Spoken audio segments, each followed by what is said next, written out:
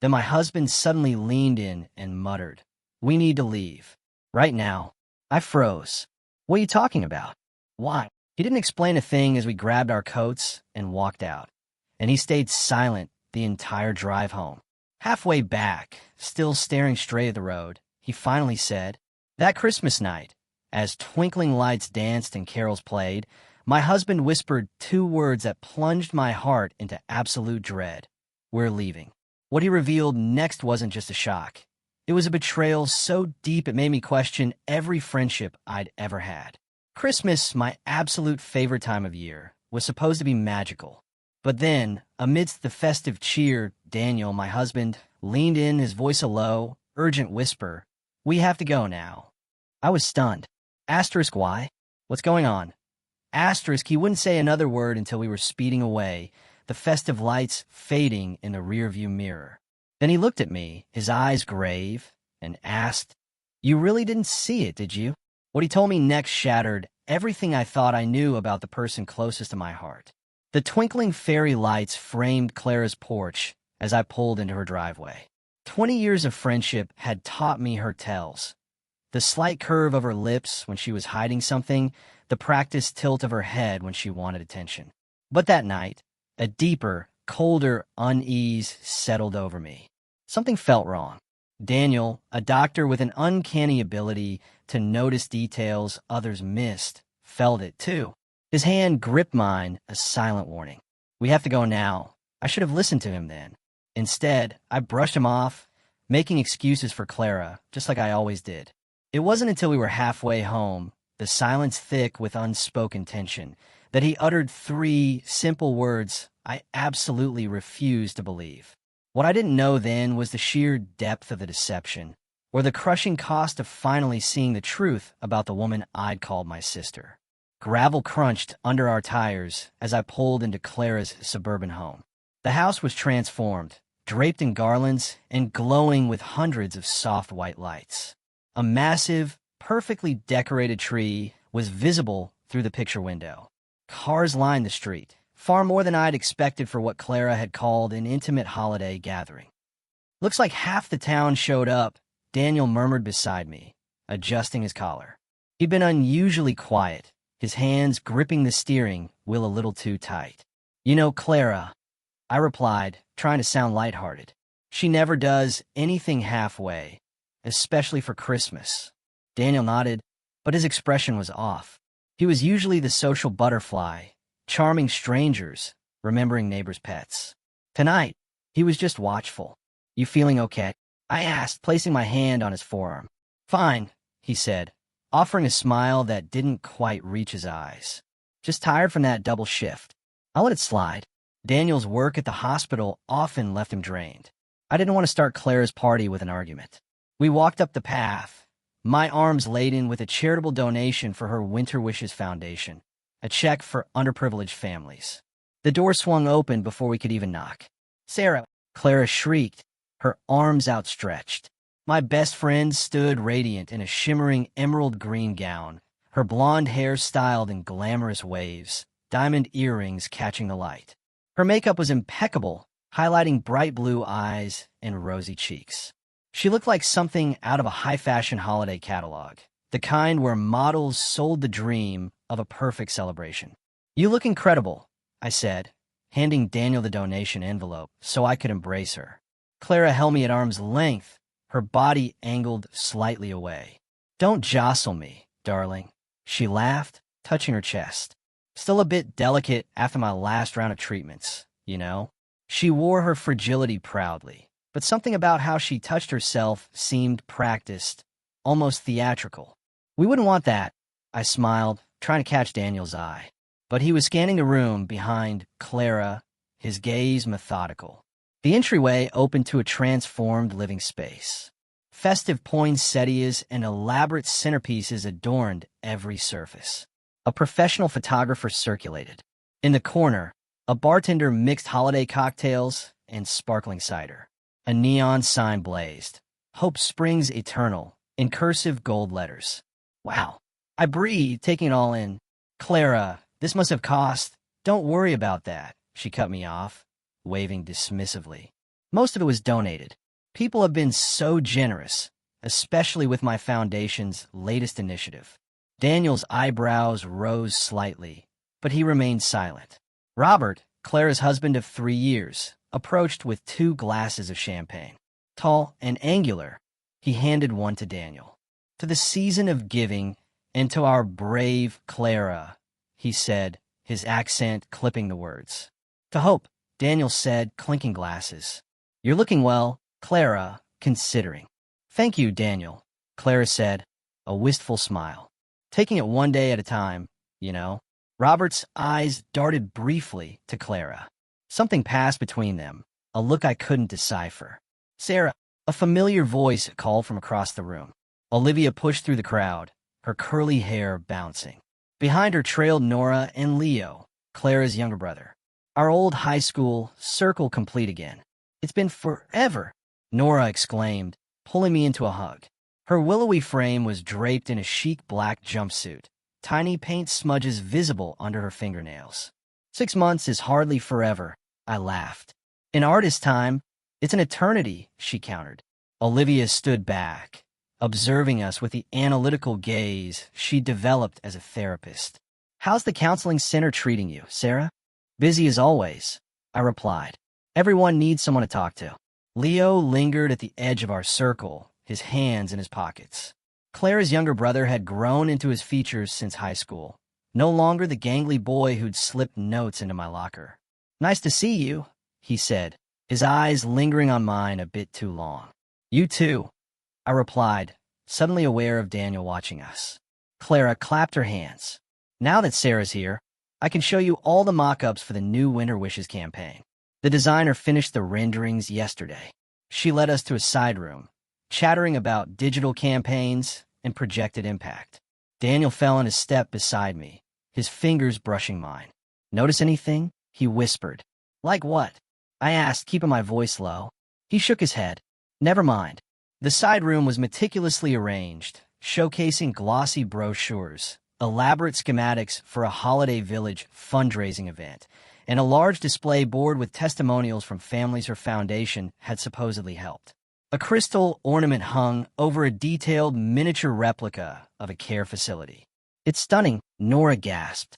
"Absolutely," I agreed, though a question nagged at me.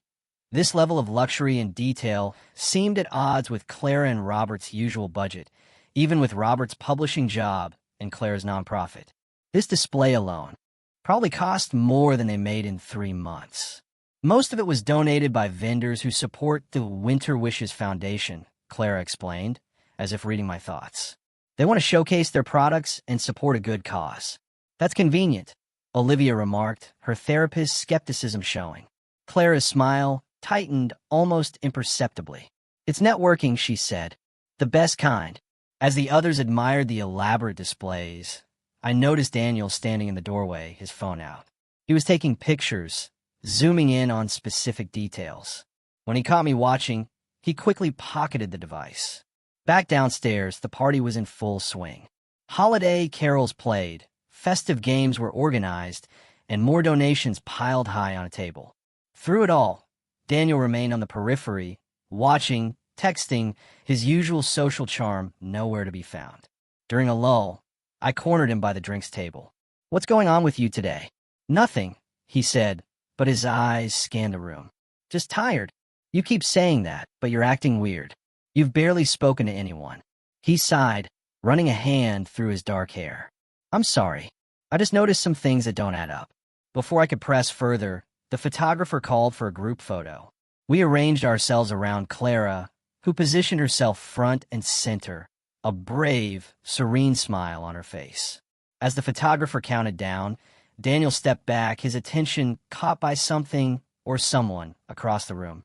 His eyes narrowed, and he pulled out his phone again, typing rapidly. I followed his gaze to a man near the gift table, middle-aged with salt and pepper hair and glasses. He watched Clara with an expression I couldn't quite place. Concern? Confusion? "Who's that?" I whispered to Nora. She shrugged. "Maybe one of Robert's colleagues? Or a family friend." The photo session ended, and Clara's mother, Vivian Hayes, took center stage. Vivian was a formidable woman, her blonde haircut in a severe bob that framed surgically enhanced features.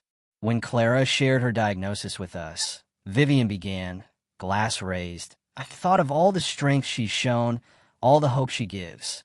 This Winter Wishes campaign is truly a blessing. After a long silence, the room erupted in applause. Beside me, Daniel stiffened. "We have to go," he said abruptly, his voice low but urgent. "What? We can't just leave in the middle of—" His fingers wrapped around my wrist, firm but not painful. His eyes bore into mine with an intensity that startled me. "Trust me, we need to go. Daniel, this is my best friend's Christmas party and her foundation's biggest event. I can't just— I'll explain in the car." He cut me off. "Please." Something in his tone, not panic but absolute certainty, made me relent. I made quick apologies to Clara, blaming a hospital emergency. She pouted but accepted my excuse, extracting a promise for a holiday catch-up soon. As we drove away, the festive lights still visible in the rearview mirror, I turned to Daniel. "This better be good." His knuckles were white on the steering wheel. "It's not good, Sarah. It's not good at all." The silence in our car felt physical, a third passenger wedged between us.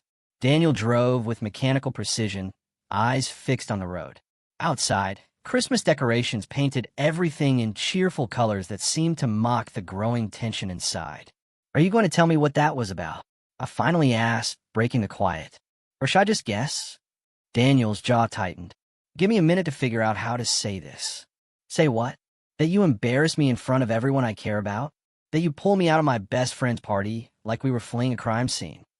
He didn't respond, just flicked on his turn signal with unnecessary force as we merged onto the highway. "Daniel," I tried again, softer this time. "Whatever it is, just tell me." He exhaled slowly, his shoulders dropping. "Not until we're almost home. I need you focused, not distracted by traffic. You're scaring me. I'm sorry." He reached across the console to squeeze my hand. "That's not my intention." We drove in silence for another 15 minutes, the suburban landscape giving way to open countryside. When we passed the midpoint marker of a rusty billboard advertising a long-closed diner, Daniel finally spoke. "Clara's not sick." I stared at him, waiting for the punchline. When none came, I laughed, a short, incredulous sound. "What are you talking about? We were just at her Christmas party. I saw how frail she looked, how tired she is from the treatments." "You saw something," he agreed, his voice clinically detached. "But it wasn't signs of serious illness." That's insane."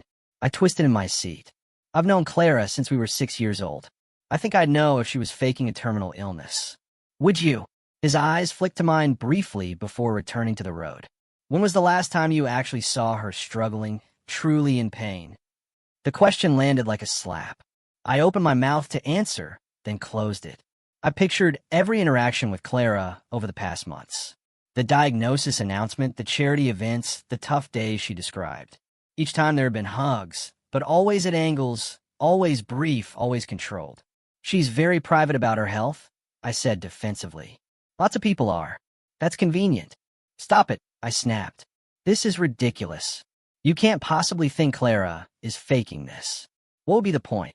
Daniel, the man at the gift table, that was Dr. Ben Carter. "He's an oncologist in my hospital, so maybe he's her doctor." "He's not. He works exclusively at Metropolitan General.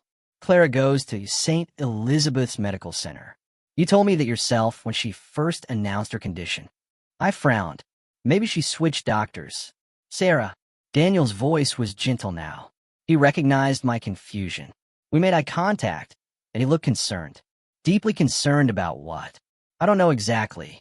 But after that, I overheard Robert on the phone in the hallway near the bathroom. Daniel's hands tightened on the wheel again. He said, and I quote, "She's starting to believe it herself. We need to speed this up." A chill ran through me. That could have been about anything. Then explain the financial reports I saw in Clara's home office last week, when we were helping them move furniture. They were out on the desk. Charity expenditures, Sarah, not consistent with a legitimate nonprofit or with her supposed medical expenses. You were snooping through their papers.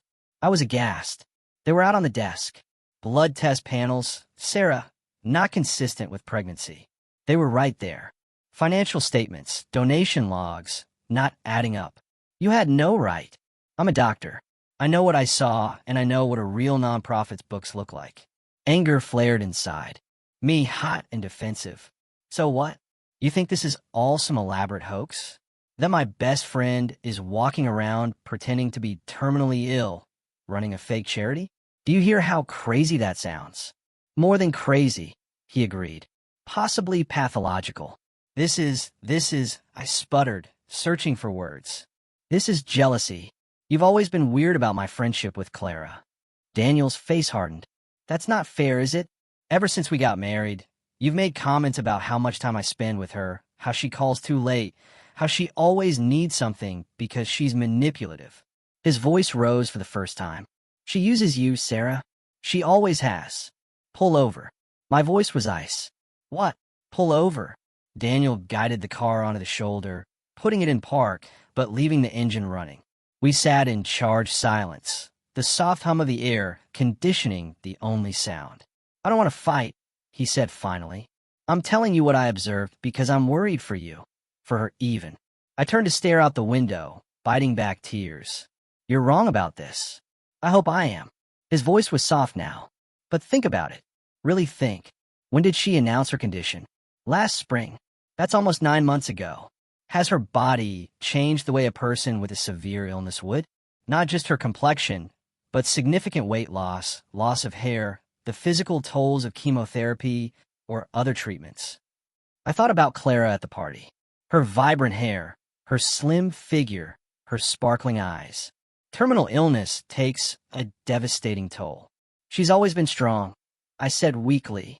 She's not following any strict diets because of doctor's orders, not experiencing severe fatigue or nausea.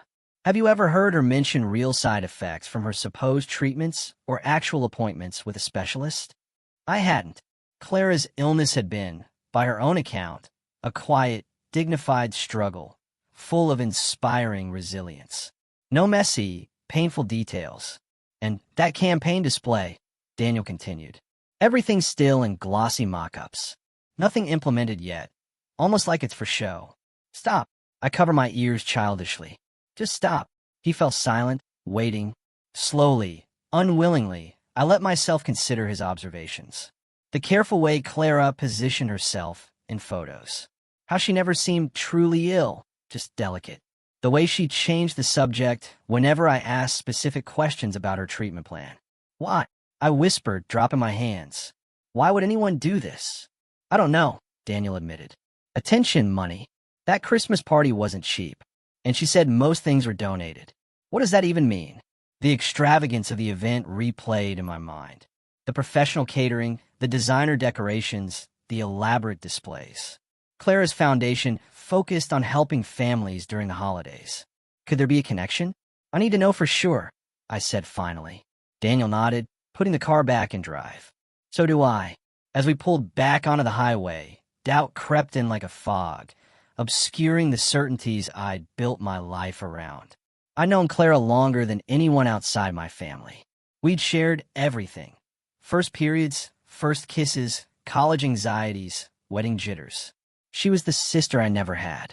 But there'd always been something performative about Clara, something that needed an audience. In high school, her heartbreaks were always public. Her achievements always broadcast. Even her proposal from Robert had been elaborately staged for maximum social media impact.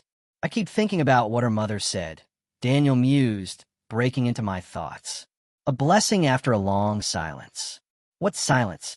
Clara's never mentioned any major health struggles before. I agreed. Not like this. My phone buzzed with a text. Asterisk Clara.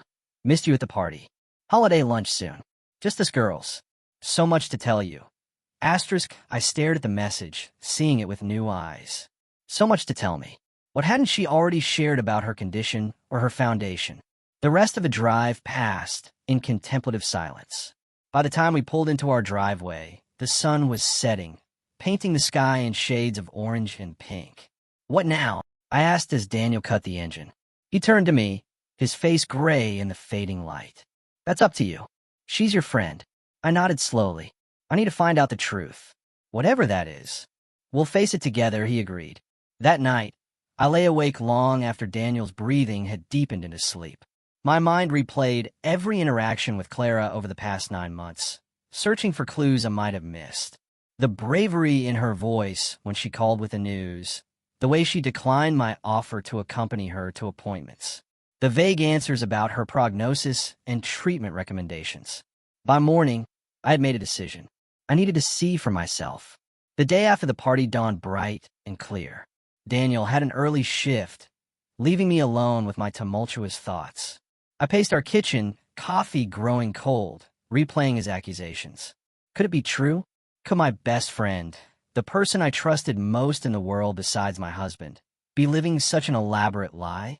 I picked up my phone and scrolled through recent pictures of Clara. In each one, she was radiant, smiling bravely, a picture of inspiring resilience. But looking closer, I noticed patterns. She always wore flowing gowns or elaborate outfits, always stood at an angle, always kept some distance between herself and others. Before I could second-guess myself, I texted her. Asterisk left my scarf at your place yesterday. Okay if I swing by to grab it. Asterisk her response came almost immediately. Asterisk so sorry, not home now. Doctor appointment in the city. Lily is there though. She can let you in. Asterisk perfect. Clara's younger sister was less guarded, less polished. If anyone would slip up, it would be Lily. I grabbed my purse and keys, fabricating a red wool scarf in my mind. The drive to Clara's house felt longer than usual. Each mile a countdown to a confrontation I wasn't sure I was ready for. Clara and Robert lived in a renovated Victorian on the edge of town, a wedding gift from her parents they'd spent years restoring. As I pulled into the driveway, I noticed Robert's car was gone too. Just Lily's beat-up Civic sat in the carport. I knocked, heart pounding.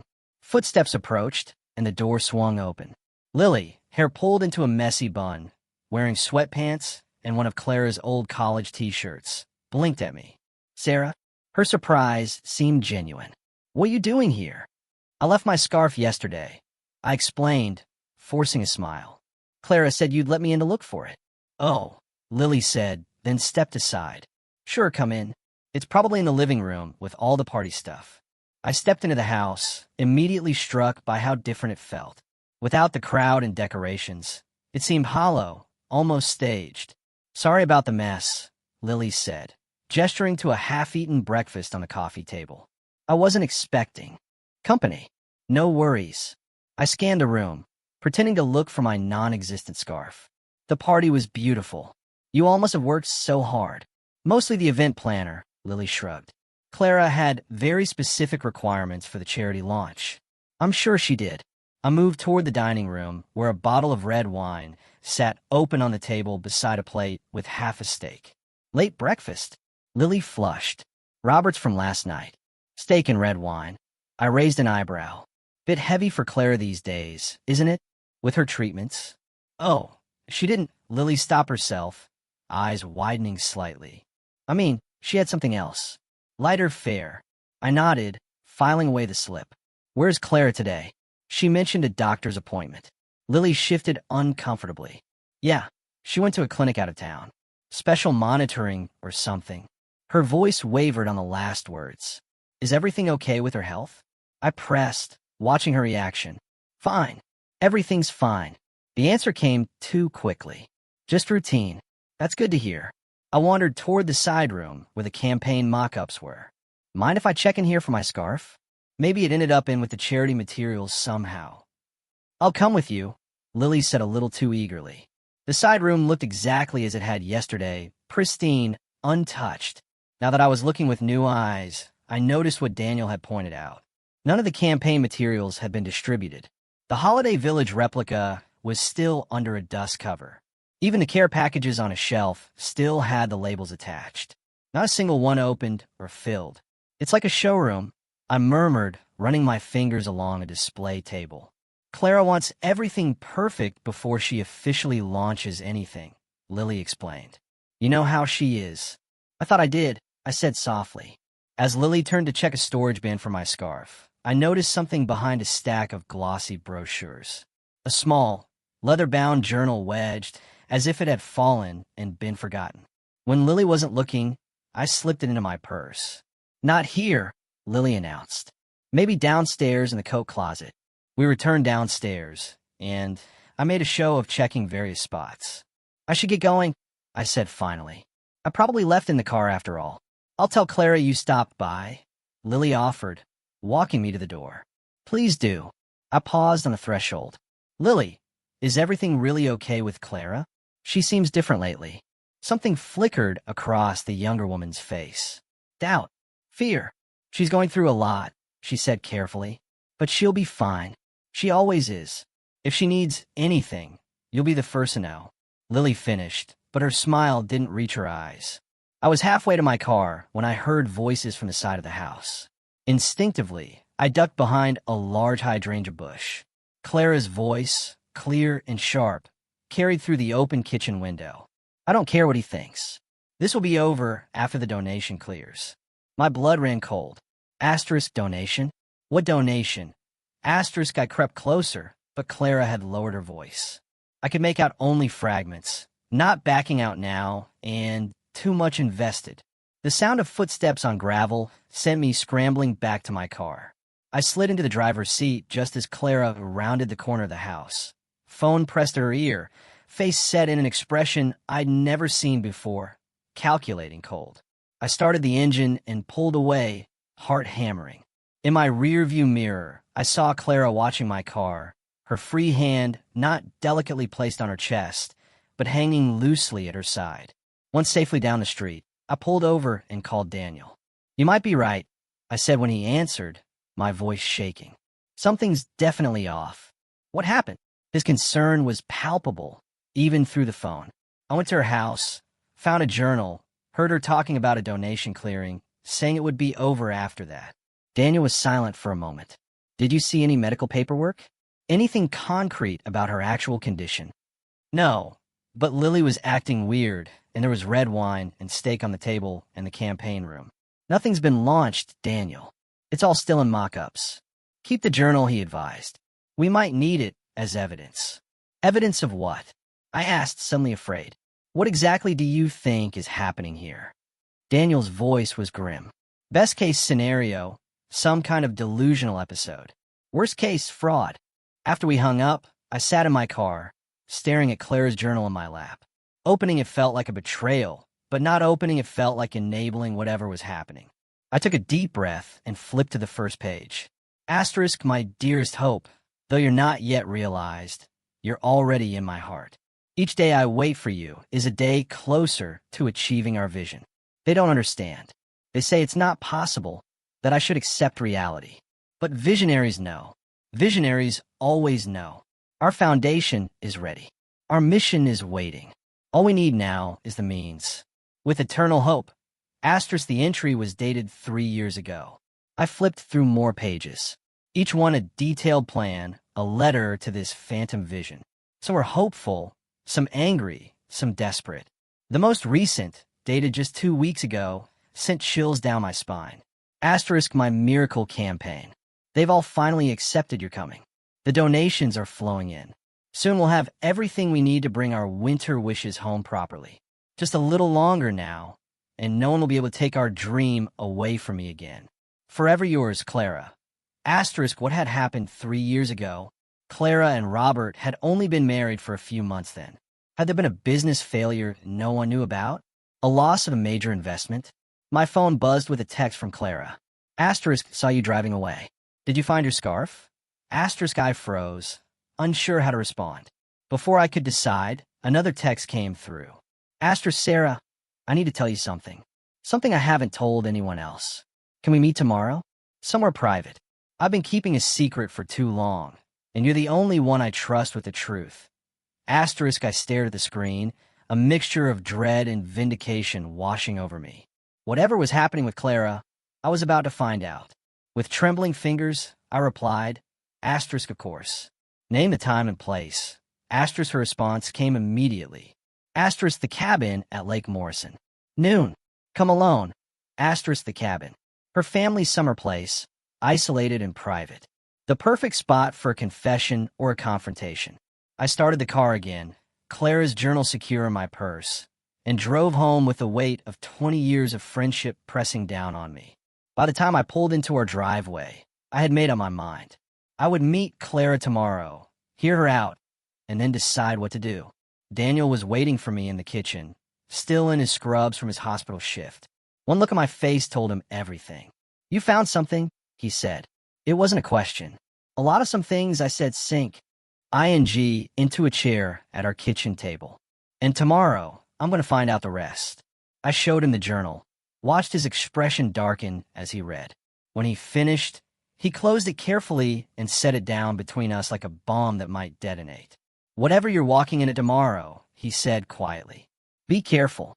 If she's been living this delusion for 3 years, she's still Clara," I insisted, though I wasn't sure anymore what that meant. "She's still my friend." Daniel reached across the table and took my hand. "People who are drowning will pull down anyone trying to save them," he said.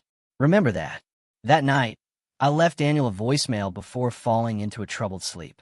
Asterisk, I think you're right about everything. I'm scared of what I'll find out tomorrow. Asterisk in my dreams. I stood in Clara's elaborately staged campaign room, watching as she presented her brochures to an empty audience, speaking passionately about a charity that didn't exist. The drive to Lake Morrison took 40 minutes, each mile heightening my anxiety. I'd barely slept, turning over possibilities until dawn broke. Daniel had offered to come with me, but this was something I needed to face alone. Whatever this turned out to be, the lake was peaceful in the late spring sunshine, its surface rippling with gentle waves. The Hayes family cabin sat nestled among tall pines on the eastern shore, its weathered wood and stone chimney a fixture of my childhood memories. Clara and I had spent countless summer days here, swimming, gossiping, dreaming of our futures. As I pulled up the gravel driveway, I spotted Clara's white SUV parked under the carport. My stomach clenched. There was no turning back now. I approached the cabin slowly, taking in details I'd missed on previous visits. The porch swing, where we'd shared secrets, now looked abandoned, its chains rusted. Flower pots sat empty. The welcome mat was faded beyond recognition. Before I could knock, the door swung open. Clara stood there dressed in a simple white sundress. No shimmering gown, no air of delicate illness. Just Clara, her face bare of makeup, her blue eyes rimmed with red. "You knew," she said simply, not a question. I nodded, unable to find words. She stepped back, gesturing me inside. I should have realized Daniel would figure out. Doctors notice things. Financial documents can tell a lot. The cabin's interior was dim, shafts of sunlight cutting through half-closed blinds. Clara moved to the worn leather couch and sat, curling her legs beneath her like she used to do in college. "Do you hate me?" she asked, her voice small. I remained standing, unsure of the script for this moment. "I don't hate you. I don't understand." She laughed, a brittle sound. "That makes 2 of us." I watched as she poured water from a pitcher on the coffee table, her hand steady. "No wine today, no performance." "I wasn't always lying," she began, staring into her glass. "A year ago, I was facing a huge financial crisis. For real." My breath caught. "What?" "Robert's publishing company was collapsing, and we were drowning in debt. We hadn't told anyone yet. We were waiting for a miracle." Her voice was flat, emotionless. I was alone when the final bank notice came, on a Tuesday. Robert was out of town for work. "Clara," I moved toward her, instinct overriding caution. "Why didn't you call me?" "Because you had just announced your promotion at the counseling center. Everyone was so proud of you." She shrugged. "I didn't want to steal your moment or burden you with my failures." The familiar guilt twisted in my gut. The constant push-pull of our friendship where her needs and mine perpetually competed for oxygen. "After the crisis, I fell apart," she continued. "But secretly, no one knew except Robert and my financial advisor. I sat beside her, leaving space between us. And then I stopped accepting it. I started visualizing a new, thriving charity, one that would make a real difference, one that would solve all our problems. I started planning events, drafting proposals. Clara's hands fluttered to her chest. Robert was worried, but he went along with it at first. He thought it was my way of coping. When did it become this? I gestured vaguely at her, at the situation we were now in. She sighed. 9 months ago, I was supposed to speak at a local business luncheon, to network for a struggling company, but I had a panic attack before going on stage. Couldn't breathe. Couldn't think. I remember. You said you had a bad case of the flu. Another lie. She smiled sadly. Robert found me hyperventilating in the bathroom. I kept saying I couldn't face them. Couldn't tell them I'd failed again. And then he said, "What if you didn't have to?" My blood ran cold. He suggested you fake a new charity initiative. Not exactly. He suggested I could say I was launching a new holiday initiative, something inspirational, just to get through the event. We'd quietly let it fade later, after I'd had time to process privately. Clara's eyes met mine, hollow, but it felt so good, Sarah. The congratulations, the attention, the way people looked at me like I was a selfless hero again. So you kept going? It snowballed. One event became another. A small initiative became a grand campaign. And then the donations started coming in. I frowned. Donations? Clara stood abruptly, moving to a desk in the corner. She returned with a folder full of papers. "Here," she said, spreading them on the coffee table. "See for yourself." The documents showed donations, substantial ones, from various businesses and individuals. All to Clara's nonprofit, Winter Wishes Foundation. "The foundation is real," she explained. "The work we could do is real.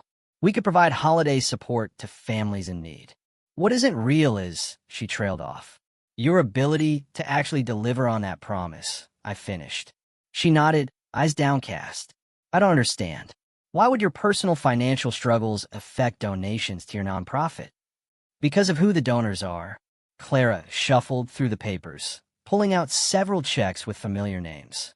The Albright Foundation, the Thompson Trust, Hampton Healthcare Services. They all have one thing in common. I scanned the names, recognition dawning. They all lost loved ones around the holidays or have a history of giving to specific causes related to Christmas sorrow or hope. They donate to holiday charities because of personal tragedy or a strong belief in the Christmas spirit. Clara's voice hardened slightly. And they connect with me because they think I understand their pain, their wish for a Christmas miracle. My illness made me seem more dedicated, more vulnerable, more deserving. The calculation of it all stunned me. So, the Christmas party was a fundraiser, essentially. Every gift, every decoration, all donated by companies that support Winter Wishes. They get tax write-offs and publicity. We get funds for our operations, our bills. My mind raced to process this. It was manipulative, certainly deceptive. Absolutely, but criminal? I wasn't sure.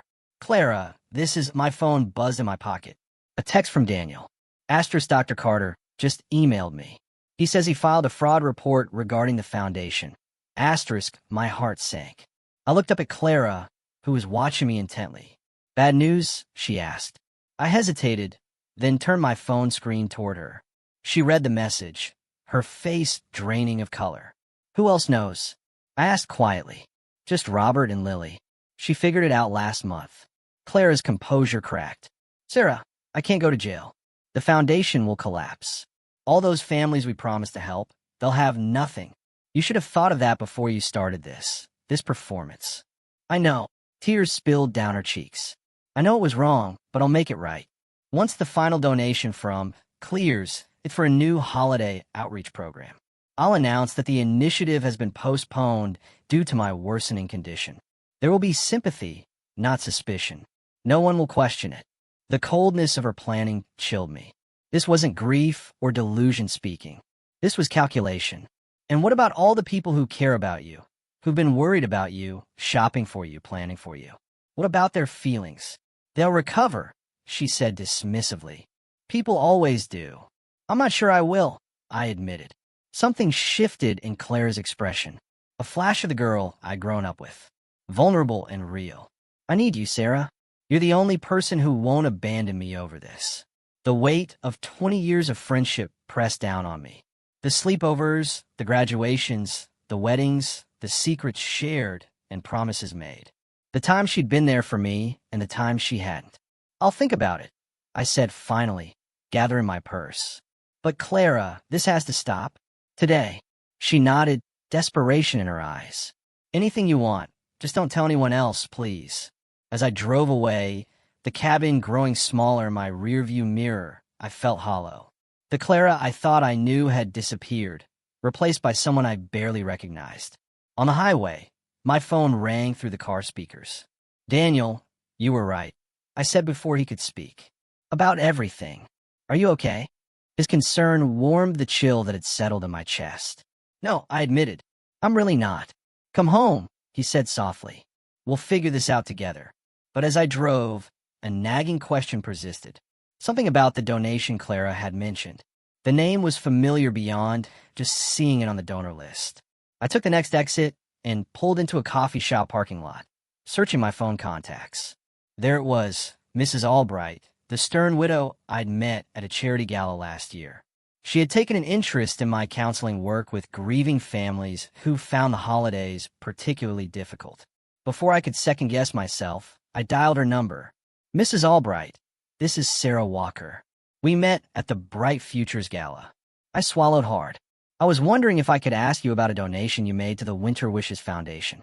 30 minutes later, I sat stunned in my car, Mrs. Albright's words echoing in my ears. Asterisk Clara promised the holiday village will be dedicated in memory of my late husband Edward. She said the entire campaign was inspired by a spirit of generosity and that a portion of the funds would go towards fulfilling a last wish for a specific local family. She even mentioned a family named Edwardson. Asterisk, this wasn't just faking a charity.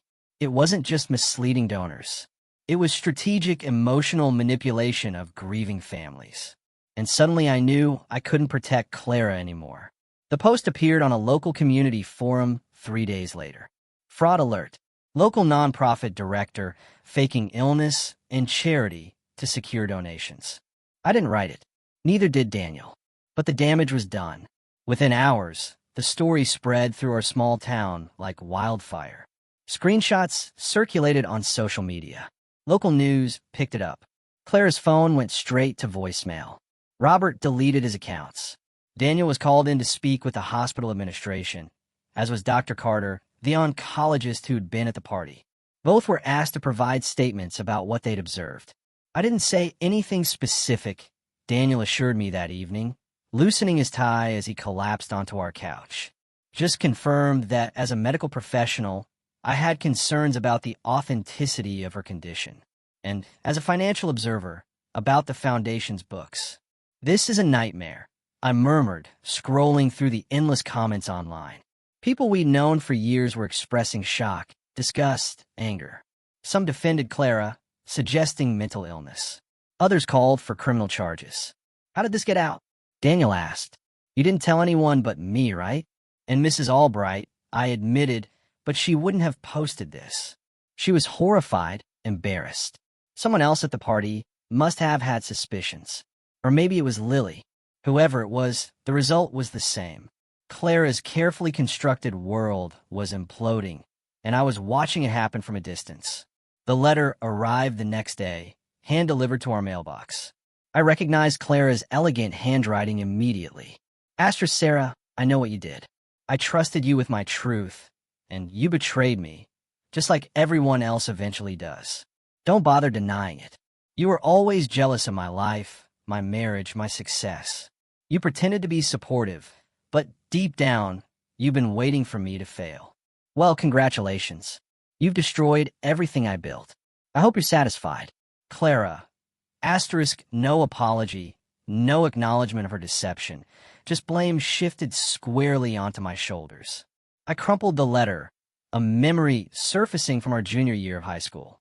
Clara fainting dramatically in the cafeteria after her boyfriend broke up with her. The ensuing chaos, the ambulance called, the week of concerned attention that followed. And later her confession to me. I just needed everyone to see how much he hurt me. I'd excused it then. I'd excused so many things over the years. The borrowed clothes never returned. The boyfriends she flirted with. The plans canceled when better options came along. Always with that same charming smile that made it impossible to stay angry. The doorbell rang, startling me from my thoughts.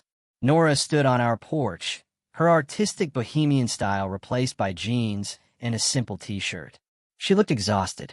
"Can I come in?" she asked, her voice small. I nodded, leading her to the kitchen where I poured us both coffee. "I feel like such an idiot," she said after a long silence.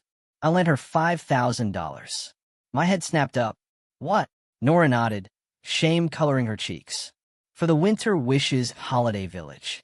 She said it was temporary, that a big corporate sponsorship was coming through, but she needed to pay the contractor right away to secure the slot. "Oh, Nora, I know, but she's always paid me back before, and she was so excited about making everything perfect for the families."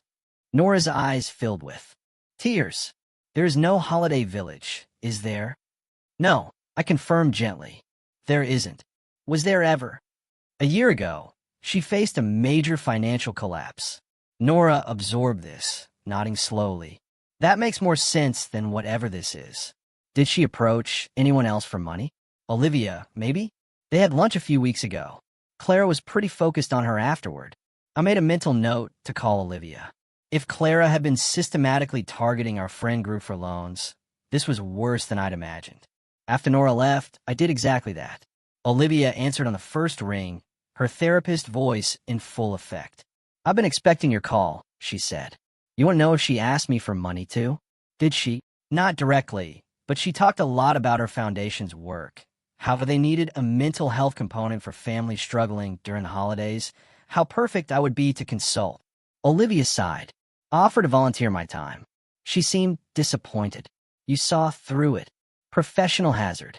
I notice when someone's performing rather than being." Olivia paused. "In my professional opinion, Clara shows traits consistent with a grandiose form of Munchausen by proxy, except the proxy is her own identity as a selfless benefactor.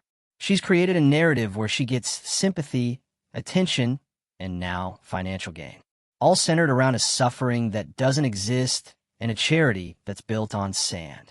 I closed my eyes, overwhelmed. What happens to someone like that without intervention? The lies get bigger, the stakes get higher, and eventually it all falls apart. Olivia's voice softened. "Has anyone heard from her?" "Not since the story broke. She sent me a letter blaming me for everything." Classic deflection. She can't face her own culpability. After we hung up, I sat in silence, processing. My phone buzzed again. Leo, Clara's brother. "Sarah." His voice was ragged when I answered. "Have you heard from Clara?" "No." "Have you?" "Not since yesterday." She called me crying. I couldn't understand most of it, but he paused, gathering himself. I knew something was wrong. For months, I knew, but I didn't have proof, and Mom and Dad wouldn't listen. "It's not your fault, Leo. Isn't it? She's my sister. I should have pushed harder." His voice broke. "The police are involved now. Someone filed fraud charges." My stomach dropped. Multiple donors, apparently. And Sarah, she's gone. Cleaned out her accounts this morning and disappeared. I gripped the phone tighter. "What about Robert?" "He says she left him too, but he seems more angry than worried, which tells me everything I need to know about their marriage." After we hung up, I called Daniel at the hospital. "Clara's missing," I said without preamble. His voice went low. "Serious missing?" "How?" "Disappeared. Accounts emptied. No one's heard from her." A long pause. "She might come to you," he said finally. "Why would she?" "She blames me for exposing her. Because you're her constant, her emotional safety net. Even when she's pushing you away, she's really pulling you closer." Daniel's words haunted me as evening fell. I paced our house, jumping at every sound, peering through windows at the slightest movement. The rain started around 9, a gentle patter that grew into a downpour by midnight. Daniel had been called in for an emergency surgery, leaving me alone with my thoughts and fears. I had just decided to try to sleep when a soft knock came at the door. I froze, listening. It came again, not demanding, barely audible above the rain. I approached cautiously, peering through the peephole. Clara stood on our porch, soaked to the skin, hair plastered to her face. No glamorous makeup, no designer clothes. Just Clara, broken and dripping on our welcome mat. I opened the door. She didn't speak, didn't move, just stared at me with empty eyes. Then, like a puppet with cut strings, she collapsed forward into my arms. Her body felt small, fragile as I caught her. For a woman who'd been portraying a brave struggle against illness, she seemed to have wasted away to almost nothing. I could feel her ribs through her sodden shirt as I half-carried her inside. I settled her on the couch, wrapping her in a throw blanket. She stared straight ahead, unresponsive.